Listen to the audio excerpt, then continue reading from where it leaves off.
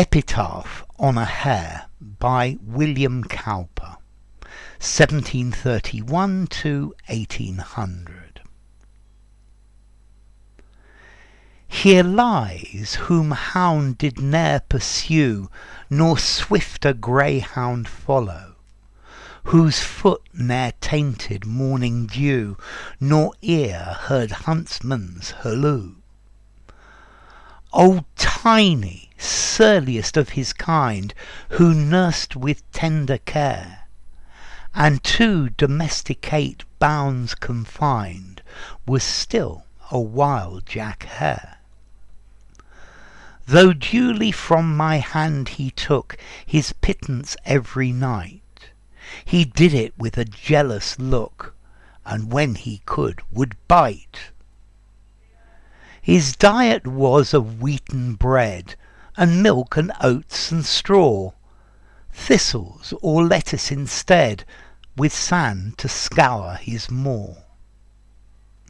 Of twigs of hawthorn he regaled, on pippins russet peel, and when his juicy salads failed, sliced carrot pleased him well. A turkey carpet was his lawn, whereon he loved to bound, to skip and gambol like a fawn, and swing his rump around. His frisking was at evening hours, for then he lost his fear, but most before approaching showers, or when a storm drew near. 8 years and 5 round rolling moons he thus saw steal away, dozing out all his idle noons, and every night at play. I kept him for his humour's sake, for he would oft beguile my heart of thoughts that made it ache, and force me to smile. But now, beneath this walnut shade, he finds his long-last home, and waits in snug concealment laid, till gentler puss shall come. He, still more aged, feels the shocks, from which no care can save, and partner once of Tiney's box, must soon partake his grave. Okay, this poem is by William Cowper. He used to write hymns and poems. He's a British poet, and he's most famous for his poems about nature and animals. Okay, this poem is about a hare that he had. Notice the title is Epitaph on a Hare. So an epitaph is something written or said after somebody has died. It's the bit that comes afterwards. So the hare has now died.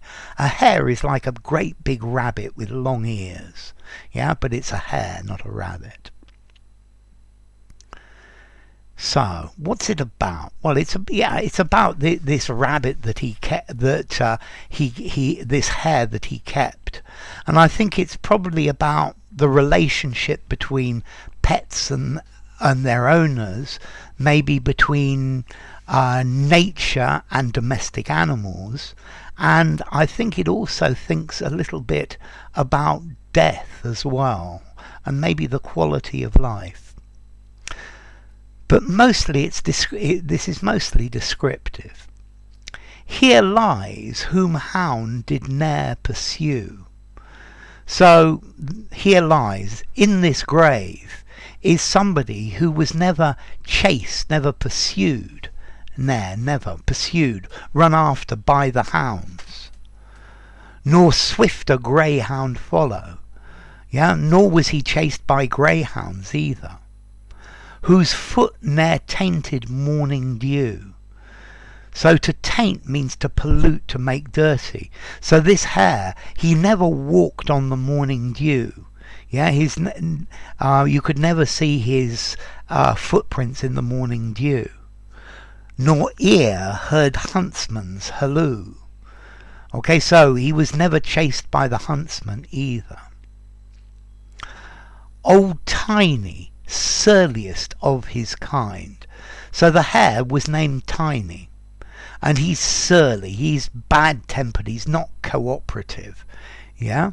So he's a very surly, a very non-cooperative pet, who nursed with tender care, and to domestic bounds confined, was still a wild jack-hare. So Tiney was looked after with tender care, but he was domesticated. He was always kept in human company, I think either in a cage or inside the house. But you must remember he was surly because he was still a wild hare, and jack-hare means male, like jack-rabbit, a jack-hare. He's a boy. Tiney's a boy. But we must remember that he's a wild animal. Though duly from my hand he took his pittance every night. So he ate from my hand his food every evening. Here, a pittance is a small amount. And I don't think he was fed small amounts of food for a hare. I think maybe a hare doesn't actually eat that much. He did it with a jealous look, and when he could, would bite. So I think the hare looked at him jealously, and I think that's because the owner was free, whereas the hare knew that the owner had freedom or something that the hare could never have. And sometimes the hare used to bite him as well. His diet was of wheaten bread. So he used to eat bread made from wheat and milk and oats and straw. Okay, different materials. Thistles, this is the plant that pricks you, the thistle of Scotland, or lettuces instead. So he ate all sorts of good things, with sand to scour his maw. Okay, his maw here talks about his stomach. And to scour is to rub. So to rub or to abrade, to abrase. And I'm sure hares need sand or some sort of grit in their stomachs to clean their stomachs out. And I think this is a normal part of their diet. For example, chickens eat small stones and things like that, and it helps their digestion. On twigs of hawthorn he regaled.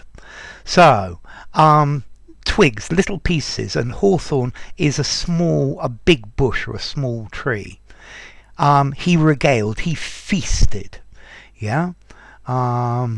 He ate on pippins russet peel. So, on the peel of russet pippins. Pippin is a type of apple, and russet is a red-brown colour. Yeah, so he used to eat the peel of apples. And when his juicy salads failed, sliced carrot pleased him well. So I think maybe when there were in winter, when there was very little or no salad, then he was happy to eat sliced carrot. A Turkey carpet was his lawn. So, from Turkey, a Turkish carpet was his lawn. So, for him, the grass that he lived on was a Turkish carpet, whereon he loved to bound. So, on which carpet? On this carpet, he loved to bound, to jump, to skip and gambol like a fawn. So to skip, to jump, and to gambol, to frolic, to jump about happily, like a fawn, like a baby deer, and swing his rump, his bottom, around, so he'd swing around on it as well. His frisking was at evening hours, for then he lost his fear. So he used to gambol, to frisk, to jump about happily and play in the evening, because he was less timid in the evening. Yeah, he lost his fear. But then remember, I think this rabbit is is most active at dawn and at dusk, but most before approaching showers or when a storm drew near.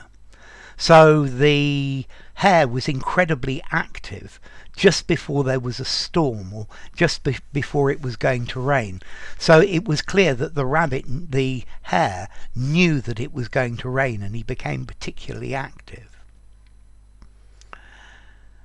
8 years and 5 round rolling moons he thus saw steal away. So he lived like this for 8 years and 5 months. Yeah, 8 years and 5 moons, 5 months.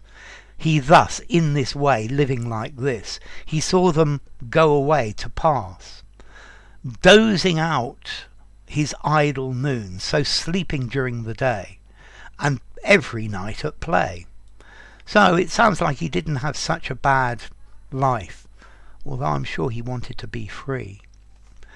I kept him for his humour's sake, for he would oft beguile my hearts of thought that made it ache, and force me to smile. So I kept him because he was good for my mood. Yeah?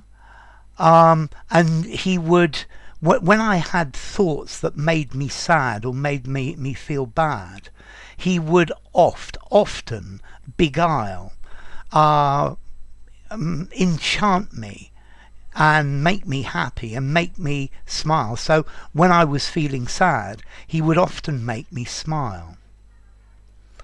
And now a change. But now beneath this walnut shade he finds his long last home. So he's died. Tiney the hare has died, and he's been buried in the shade of a walnut tree, and waits in snug concealment laid till gentler puss shall come. So he waits there snug, warm and comfortable and hidden, until puss, the pussycat, his pussycat, until the cat also dies, and the cat, when the cat dies, will be buried next to Tiney as well. And I think this is now talking about the cat, puss. He, the cat, still more aged, so is getting older and older, feels the shocks for which no care can save. So I think the pussycat is feeling old. He's feeling the shocks of old age, and we can't do anything about age. This is something inevitable. And partner once of Tiney's box. So I think the cat was the partner, or used to live with the rabbit, must soon partake his grave. So the cat will also then be buried under the walnut tree next to the hare. And I think in this last line he's also thinking about his own mortality and the fact that death is inevitable, and maybe both Puss and Tiney will be waiting for him when they die. So enough. If you enjoyed the video, give it a rating, subscribe to my channel, and I will see you soon. Bye for now. Epitaph on a Hare by William Cowper.